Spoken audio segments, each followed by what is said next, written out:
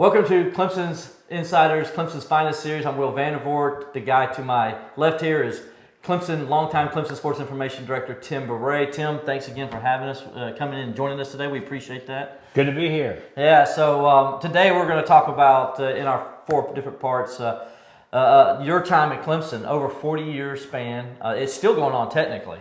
Like I told you before, you're the only guy I know that's retired that's not really retired. So, you're working with NBC Sports now, doing that. How do you like that, first of all, so far? It's been great. The people at NBC are terrific. I get to go to some of the great golf tournaments all over the world. Going into 2 years ago, I'd only been overseas twice, and I'm getting ready to make my fifth trip in the last 18 months when I go over for the British Open coming up in July. How different is that for you when you did football for so long and men's basketball, and now you're going overseas to these unbelievable golf courses, and how different is that for you? Yeah, it is a little bit of difference in that, I'm not in charge, so to speak, of the event from a media relations standpoint. I'm just, one of the people, one of the many people that work on the NBC crew. So it's fun. I mean, I did that for 40 years, and so I was just kind of ready to become kind of one of the guys, so to speak, and not be in charge of everything. And but at the same time, I feel I can make significant contributions to the broadcast by giving the announcers some information. In particular, Peter Jacobson, who I'll be working with at the British Open, is just a terrific guy. Follows all sports. Big fan of Dabo Sweeney, by the way. So that's been a lot of fun. Yeah, we can always tell on those golf coverages when you're feeding stats, because they'll bring up a stat that I'm like, that's Tim Bourret's stat. I know it is. As sure as I'm sitting here, that's a Tim Bourret stat. So it's always cool because we can generally, the guys that have worked with you enough, we can always tell when you're throwing in some of that insight. You also, though, you're still helping out Coach Penley and the golf team at Clemson. How's that going? And they just got back from a pretty good finish in the national. Yeah, they did. Finished tied for 8th in the national tournament. Certainly hoped to get into match play, but still, we're seeded 13th, so we kind of outkicked our coverage, so to speak, and did better than most people expected. So, yeah, I've worked with Coach Penley since he was a player at Clemson in the early 80s. So the people at Clemson kept me on kind of in a part-time role, and that's one of the things I do, still help cover the men's golf team and the women's golf team a little bit also. And then I still do some odd research things for Coach Sweeney now and then. And this year, actually, I'll be able to be a little bit more involved, because last year with the golf, the PGA schedule went into September, and then some other events in December.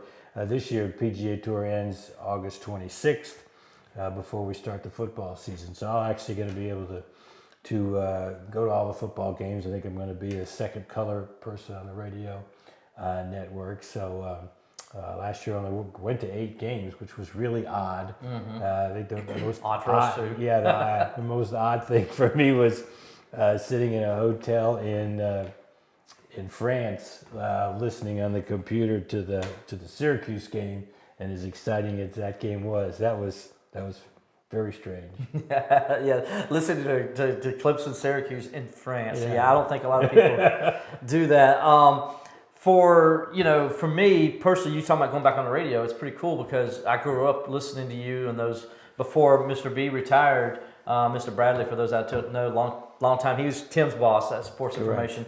And before Mr. B retired, you used to do the color for football and basketball, and you still kept on doing basketball. But I always enjoyed you in football. That's kind of where I became a nerd, if you will, with statistics. Was listening to you on those colors. How fun is it to kind of be back on the radio doing football again? Yeah, it is a lot. I really did enjoy it, and but when Mr. Bradley retired, if you're going to be the sports information director, you kind of need to be available throughout the entire game to the media that's covering it. So I had to come off of football in 1989, which was the year Mr. Bradley retired, and I took over. So, but it's been fun to be up there, and I think we work well with Don and you got Rodney Williams again. Rodney Williams, who you work with? Yeah, actually every game of Rodney's career. I was on the radio. Exactly. And his last game that he played in the win over Oklahoma in the '88 Citrus Bowl, that was my last game on the radio until recently. Speaking of, got to go back and, I've been obviously doing some book stuff that I'm doing, and I've been going back, and so I talked to Coach Ford recently. I talked to Steve Fuller recently, and coincidentally, your career at Clemson, even though you really weren't here at Clemson just yet, started with the 1977 game. So Steve Fuller talked to me about that game and how they felt like that was the game that told them they could play with anybody in the country, because Notre Dame went on to win the national championship that year, and they felt like they should have beat them. But your thoughts from that? You've told me this story before, but I like hearing it when you went to Clemson for the first time and what you were doing, and then how it led to your job with Clemson. Yeah, it is remarkable when you look over my career, the way things worked out. I mean, Notre Dame and Clemson had never played before 1977, and my graduate school year at Notre Dame, my last year at Notre Dame was '77, and I didn't really usually travel with the Notre Dame football team. If there was a driving game, I'd go. But the Monday before that Saturday game, Bob Best, who was the assistant sports information director who usually traveled, said he was behind on getting the basketball guide finished, and he said, "You're going to go to Clemson." I said, "Okay, wow, that sounds great." I'd heard a lot about Clemson, and obviously the Tigers were doing really well that year, and it was going to be a good matchup of quarterbacks with Steve Fuller and Joe Montana. So I was excited, and so the morning of the game, we actually stayed in the Holiday Inn, which didn't exist anymore, but all the teams stayed in the Holiday Inn when they traveled in, and so we made the short ride over. And we drove. In those days, the bus could drive in right next to the locker room entrance, and you could actually see through to the hill. Mm-hmm. And we'd heard a lot about the hill, but when we got there at 11 o'clock for a 1 o'clock game, the hill was absolutely packed. And I was sitting next to Roger Valdesari, who was the sports information director at Notre Dame at the time, and he leaned over to me and he says, "Oh my goodness, what are we doing here?" Like we're about to be ambushed. Notre Dame was ranked 5th in the country coming into the game with a chance to win the national championship, obviously. And so that was just a terrific atmosphere. And so it gave me a free look at Clemson, what Clemson was really like. And so that when the job opportunity came up, 10 months later, I knew a lot about Clemson. And that game in particular, the way it went, Joe Montana kind of gave everybody a little idea who he was. That was one of his first real comeback wins, scoring 2 touchdowns in the fourth quarter. And then I think Steve told me on that last drive where they won the game they converted 4 fourth downs. How do you remember that? I know. Well, the key drive was a drive that went over the end of the third quarter and into the fourth quarter.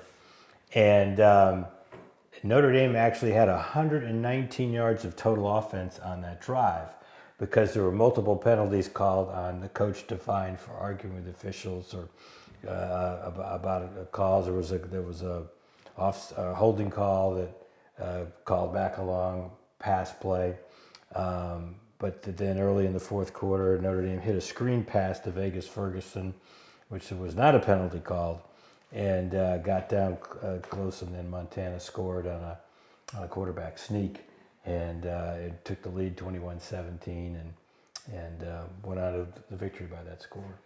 Oh, so you get to Clemson, but and we'll kind of end this segment with this, but your basketball is your thing. I think a lot of people know you from sports information for football and golf, and they know you color for basketball, but basketball has always been your thing. And when you came to Clemson, that was your first main job. You were the basketball contact person, and you got to know Coach Foster. And so talk about that relationship in those early years. And you were a part of that team that went to the Elite Eight, the furthest Clemson's ever gone to this day in the NCAA tournament. Yeah, that was certainly exciting at times. But yeah, when I started, one of the selling points of the job to me was that I would be the basketball SID, and basketball would be my priority. And I loved ACC basketball, even though I was at Notre Dame. Even then, ACC basketball in the 70s was like, wow, it's just, every game was just terrific. It was an saw so event. many games on television. I actually knew more about Tree Rollins than I knew about Steve Fuller before I came Wow. came here. I mean, I knew who Tree was with what he had accomplished. So that was a lot of fun, and Coach Foster really took me under his wing because I was kind of the first guy who was his guy for basketball, and he just treated me great and really kind of showed me the ropes on a lot of things. And then the second year, we just had this magic season. Obviously, Clemson had never been to the NCAA tournament before the 79-80 season, and we had a terrific undefeated season at home, beat Ralph Sampson, Virginia beat North Carolina, and of course beat Duke when they were number one, the first win over the number one ranked team in the country in the year. And then we get shipped out to the West, and really didn't even think about what we were accomplishing, and beating Danny Ainge to get to the Sweet 16, and then beating a Lamar team coached by Tubbs, and then all of a sudden, hey, we're one game away from the Final Four to play UCLA. We really, as I said, we really didn't think about what we were accomplishing. We just kept going, winning games, and that was just a magic season. It was a good season. A lot of Clemson basketball fans still remember. I remember it. I was just a young lad then, but I remember it like it was yesterday. And real excitement here in the upstate of South Carolina. I'll never forget how that was. Obviously, it was topped the next year by football, and we're going to kind of talk about that in our next segment as we continue with our Clemson's Finest series with longtime Clemson Sports Information Director Tim Bourret.